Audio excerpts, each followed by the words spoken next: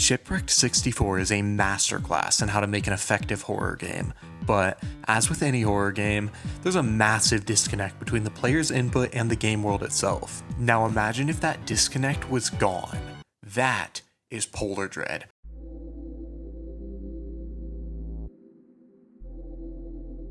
A phenomenal VR game, and the first major game made by developer Squeaks DeCorgi, who then went on to make Shipwrecked 64 and the Broadside Beach ARG. Polardread as a game started life as a flat-screen FNAF fan game based on Great Wolf Lodge, though that was not long-lived. The project was pretty much cancelled at that point. Then, a few years later, the game was reimagined, put into VR, and became Sub-Zero, which essentially amounts to a beta version of Polardread.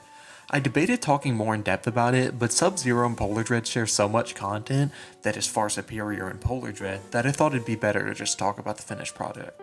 From there, Sub-Zero was completely scrapped and evolved into Polardread, using the same characters, but they were completely remodeled and changed to fit the new game's tone.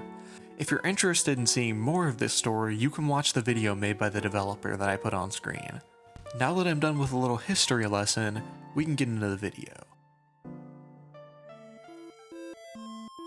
Before I begin to talk about the gameplay, I want to address the elephant in the room, the story. This game does take place in the same universe as Shipwrecked, which was confirmed by the developer, but in terms of actual lore, Polardread is pretty much unrelated. The plot of Polardread is that you play as somebody named Sam, a blank slate of a person meant to be pretty much a self-insert for the player. You were hired by Isaac, the manager of the Cloud9 resort, of which you are the night guard for. Aside from this, the story takes a backseat and is very vague. The only things confirmed is that the Cloud9 resort takes place on a completely different continent from Broadside Beach, and that this Isaac guy who employs you is not particularly sane and definitely does not like you. Aside from that, we have no current knowledge on why the animatronics attack you, but this could be explained in the future, as the developer has said he's tried to make mini-sequels of Polardread, and one of them may eventually come to fruition. There are multiple endings, but in all honesty, as of writing this and recording this, I have yet to beat Night 5. I was gonna say in the script I'll probably elaborate on the endings later on, but I don't do that because I haven't posted in a month and a half and I can't beat this game because it's too difficult. I may do a video on it on its own later. Now that we have that out of the way, I can actually talk about the gameplay itself. I'll be skipping over talking about the tutorial as I'll be explaining the mechanics as the nights go on. Now it's time to start Night 1. You begin the night with a cutscene explaining the story that I already elaborated on, so I'll skip this section. After that, you're brought to a dark room with a screen in front of you showing the basic mechanics. You are completely safe in this instruction area, but the overall atmosphere still makes it incredibly uncomfortable, which just goes to show how phenomenally built this game was. After leaving the instruction screen, you begin Night 1. It begins with a phone call from Isaac, pretty much just regurgitating the basic information I gave to you already. So it's not too important. What is important is handling the two animatronics for this night, Snark and Perry. This night works fundamentally as an introduction to what Polardread is as a game, an unforgiving, terrifying game that makes use of your full range of motion. Snark functions like a basic animatronic in any FNAF fan game. He's your Bonnie or Chica. He comes to your door and, if it's not closed, he'll jump scare you. Interestingly though, this game actually has an extra layer of time management, as if you close the door before Snark gets there, he'll leave almost instantly. You still have to be careful to time it right though, as the power system in this game is incredibly unforgiving by design. The second and final animatronic of this night, Perry, is an interesting case. He crawls into the vent behind you and you have to close it before he gets to you. This game is incredibly dark and you only have a tiny flashlight, so you have to be very vigilant in checking the vent, since if you don't use your flashlight, you can't see him. And turning on your flashlight while he's 2 feet away from you is terrifying, so you always want to be incredibly vigilant in checking the vent. Unlike the door, the vent does not operate on power. There's an invisible oxygen meter that ticks down while you have the vent closed. If you're not careful, you can suffocate and then be jump scared by Perry. This night overall is pretty easy, as it is the first one. But in my opinion, it does a phenomenal job at introducing some of the simple mechanics to get you started before you fully dive into the game with Night 2, which is where I think the game gets really serious. Night 2 begins in complete and total silence. No phone call this time. You're all alone. Well, that is except for the living animatronics coming to kill you. Those guys are still here. There are two new foes for this night, Slush Bear and Floppy O'Hare, which, interestingly, I'm not implying anything, but is the same last name as Stumbler from Shipwrecked 64, and I know they're not supposed to have any lore correlation, but I'm just saying. Now, getting back into the game, Slush Bear. He runs into your room completely ignoring the door, and unless you're hiding under the table, you're cooked. Interestingly, he also has the same timing-based system Snark has, so if you're under the table, he'll leave almost instantly. Unfortunately, you can't just hide under the table, as the office is very specifically designed to make you run around and not be able to stand in one place. You've likely already seen the second animatronic, Floppy, in the background footage. She's the animatronic head mounted on a wall. Occasionally, she will speak, and right afterwards, will start screaming. If you throw one of the items in your office at her, she'll completely quiet down.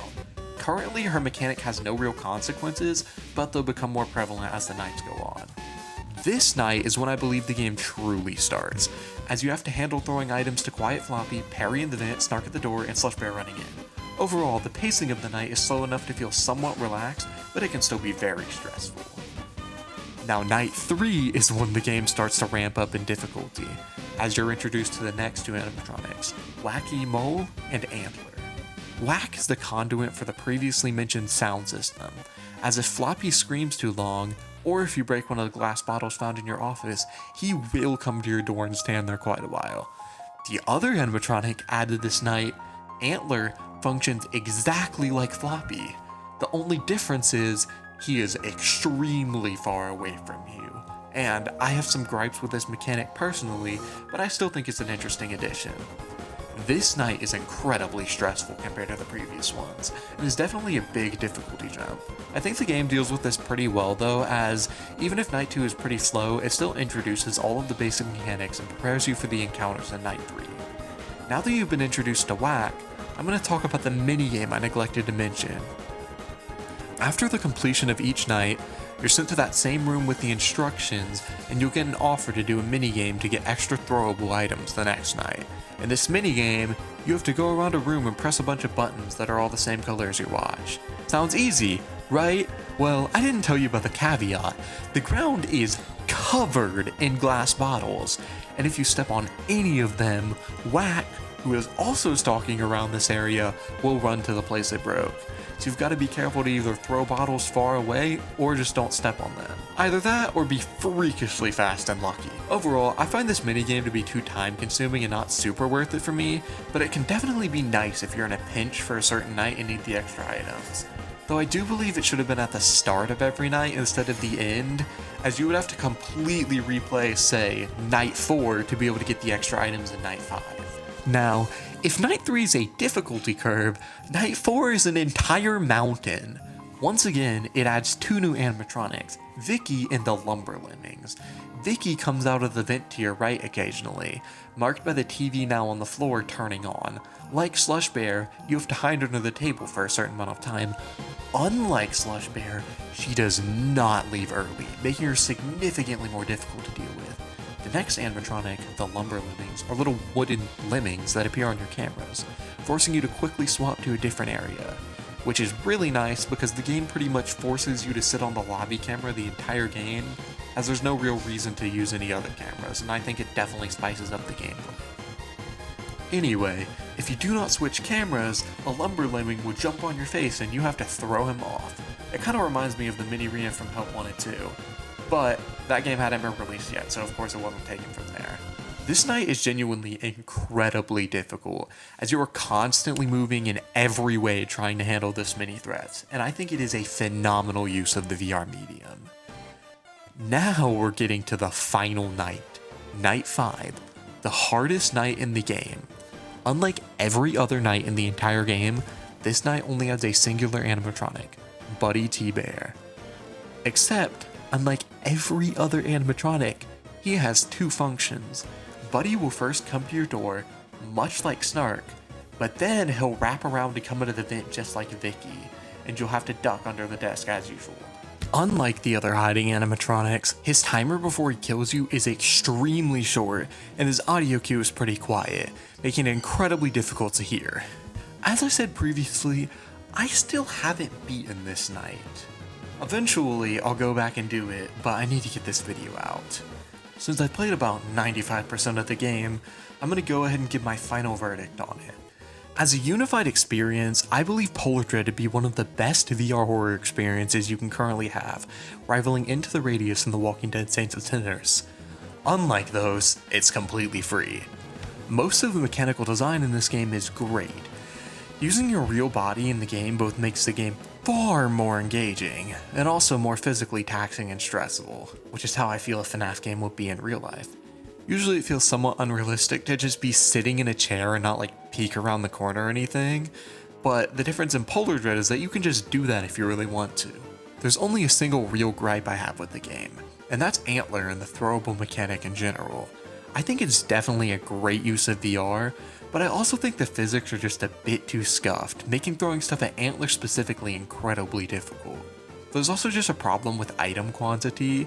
You get like maybe 8 items and 2 of them already attract whack to you since they're glass bottles, so that's around 6. I really just don't think that's enough items, especially when you have a relatively small play space and can't run around the office to pick up items.